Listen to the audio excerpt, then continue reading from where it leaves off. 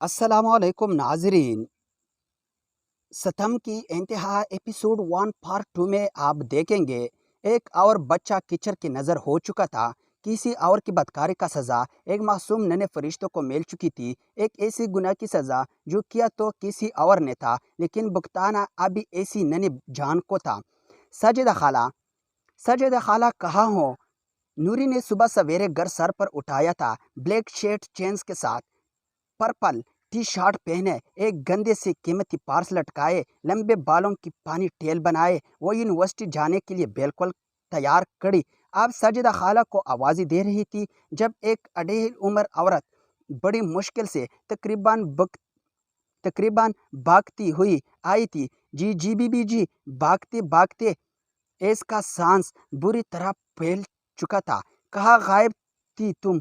कब से आवाज़ें दे रही हो? मैं तुम्हारी वजह से मैं यूनिवर्सिटी के लिए लेट हो चुकी हूँ। आज वो इंतहाई गुस्से और बदतमीज़ी से बोली। बीबी जी, वो मेरी बाहर पौधों को पानी दे रही थी तो आपकी आवाज़ें वो बेचारे अभी बोल रही थी। जब नूरी ने दरमियान में बेजारी से टोक दिया, अच्छा अच्छा, बस अब शुरू मत हो जाना। ये बताओ माम डेट कहाँ है? नूरी ने मोबाइल पे नज़र जमाए पूछा। जी वो साहेब और बेगम साहिबा रात पार्टी से देर से आई थी, इसलिए आप तक सो रहे हैं। साजिदा खाला ने जवाब दिया, ठीक है, मैं यूनिवर्सिटी जा रही हूँ। माम डैड ने पूछा तो बता देना, और मेरा कमरा बहुत गंदा हो रहा है, मेरे आने से पहले साफ होना चाहिए। हुक्म देती वो वहां से चल गई और इसकी जाते ही सजदा बेचारी का सांस बहाल हुआ। गहरी सांस लेते हुए इसने माथे पे आया पसीना साफ किया और नूरी के कमरे की तरफ चल गई, क्योंकि साजिदा को पता था कि अगर घर आने पर इस कमरा साफ न मिला तो वो पैर से सारा घर सर पर उठा लेगी और इसका सारा गुस्सा साजिदा के साथ साथ घर में मौजूदा बाकी नौकरों पर भी निकलेगा। अभी साजिदा खाला ने नूर के कमरे का दरवाज़ा खोलने लिए हाथ बढ़ाया ही था कि पीछे से आवाज़ आई थी, अस्सलाम वालेकुम सजदा अम्मा। आवाज़ सुनती ही सजदा खाला ने पीछे मोड़कर देखा था, जहाँ एक 24 साल लड़की सफ़ेद रंग का फर्क जेब तन के गंदमी नरगेत वाले चेहरे की गर्द स्क्राफ लपेट लबों में मिलाम मुस्कुराहट ले खड़ी थी। वालेकुम सलाम मेरी बेटी, कैसे है?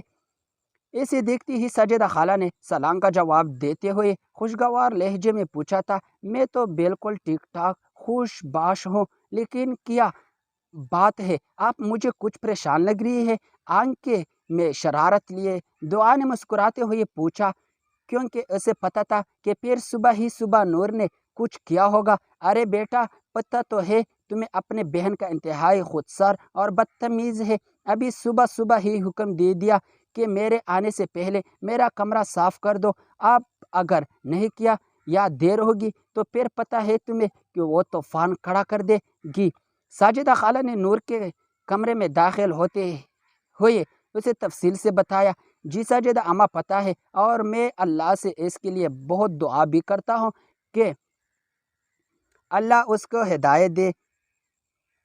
प्लीज़ आप भी नूर के लिए दुआ किया करें। इस लड़की ने उदासी से कहा, जबकि इसके उदास चेहरे पर नज़र पड़ती ही सजदा खाला का दिल भी उदास होने लगा था।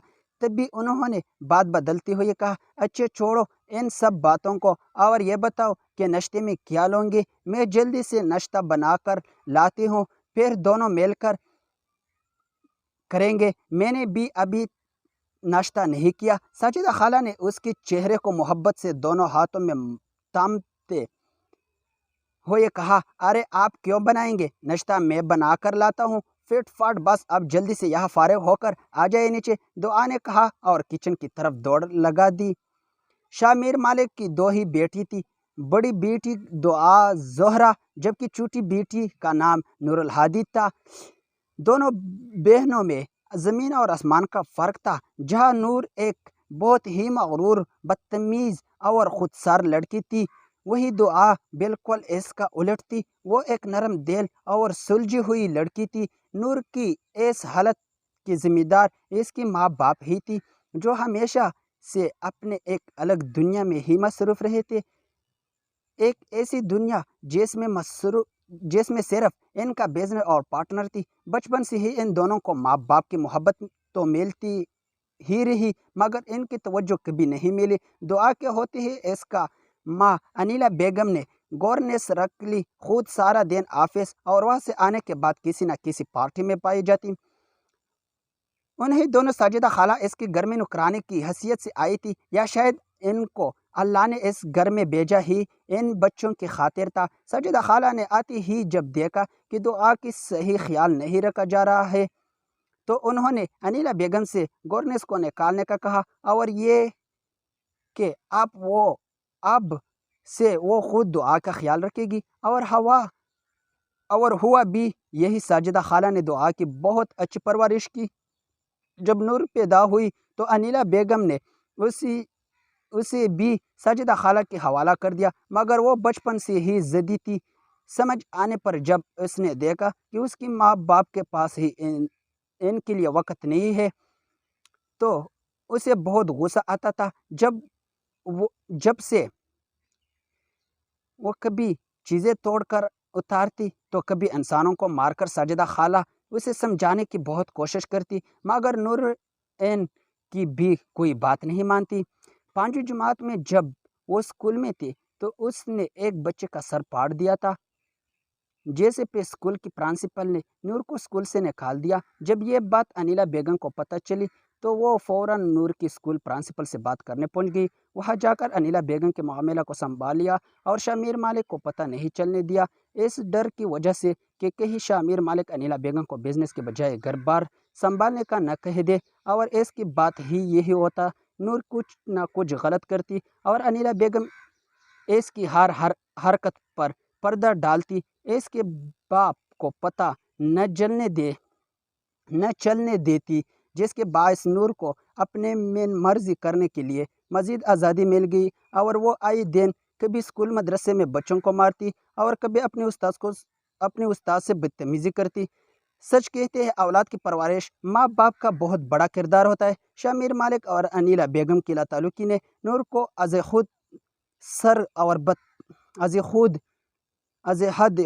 سر اور بدتمیز بنا دیا، اور دولت کی زیادہ نے مغرور، لیکن انسان چاہے کتنا ہی مغرور کیوں نہ کر لے، چاہے کتنے ہی گناہ کیوں نہ کر لے، وہ رب کائنات تو ہر چیز سے واقف ہوتا ہے۔ وہ تو انسان کی شاہ رگ سے بھی زیادہ اس کے قریب ہے۔ وہ پہلے تو اپنے بندے کی رسی کو دراز کرتا ہے، لیکن جب اس کی رسی کو کھنچاتا ہے تو انسان منہ کا بھیل کرتا ہے۔